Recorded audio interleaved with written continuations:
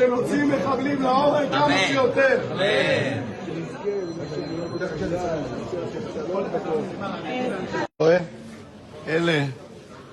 אלה כל הנוח'בות, אלה גיבורים, על הילדים, על הנשים, על התינוקות שלנו. תראו איך הם היום.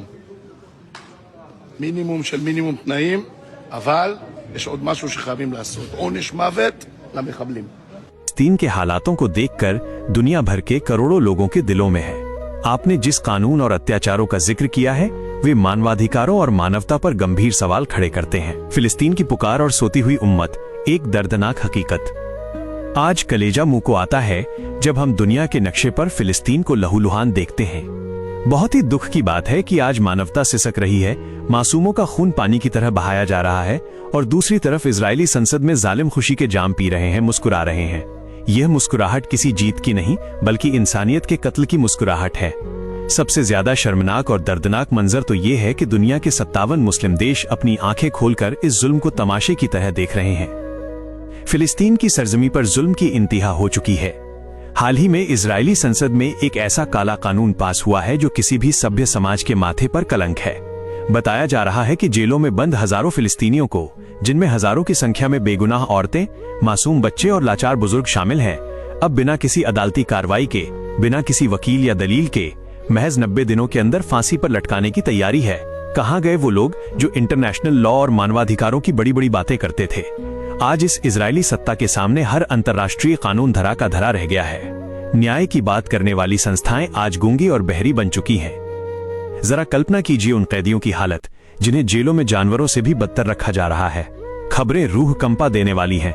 कैदियों के सिर पर घंटों तक एयर कंडीशनर की बर्फीली हवा छोड़कर उन्हें ठंड से तड़पाया जा रहा है।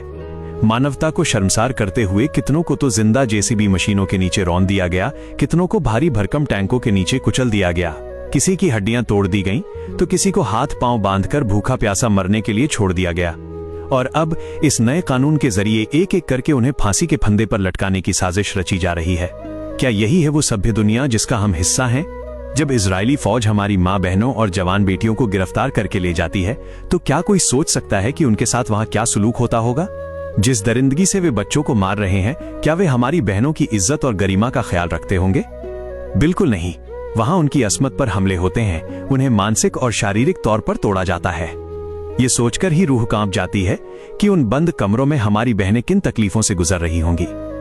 अफसोस तो इस बात का है कि दुनिया के 57 मुस्लिम देश जिनके पास ताकत है, दौलत है और फौज है, वे सब खामोश तमाशाई बने हुए हैं। उन्हें शायद लगता है कि यह आग उनके घर तक नहीं पहुंचेगी, लेकिन याद रखो, जुल्म सहना भी जुल्म करने के बराबर है।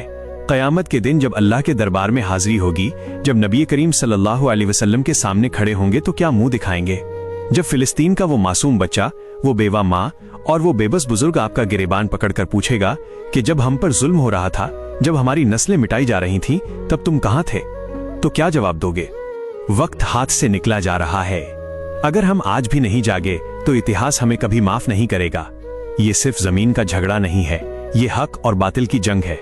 अगर आप कुछ नहीं कर सकते तो कम से कम अपनी जुबान खोलिए, दुआओं में हाथ उठाइए और अल्लाह पाक से गिड़गिड़ाकर दुआ कीजिए कि वो फिलिस्तीन के मजलूमों की हिफाजत फरमाए और इन जालिमों को उनके अंजाम तक पहुंचाए। अल्लाह से दुआ है कि वो इन सोए हुए हुक्मरानों को अक्ल दे ताकि वे अपने भाइयों की मदद के लिए खड़े हों। सब्र करो ए फिलिस्तीन के जांबाज मुजाहिदों, ये दुनिया की जिंदगी चंद दिनों की है, असली फैसला तो कयामत के रोज होगा। उस दिन जालिम को छुपने की जगह नहीं मिलेगी और हर कतरे का हिसाब होगा। अगर आपके दिल में भी फिलिस्तीन के लिए जरा सी मोहब्बत बाकी है तो इस आवाज को बुलंद कीजिए, इसे हर इंसान तक पहुंचाइए ताकि दुनिया को पता चले कि हम सोए जरूर हैं लेकिन मरे नहीं हैं।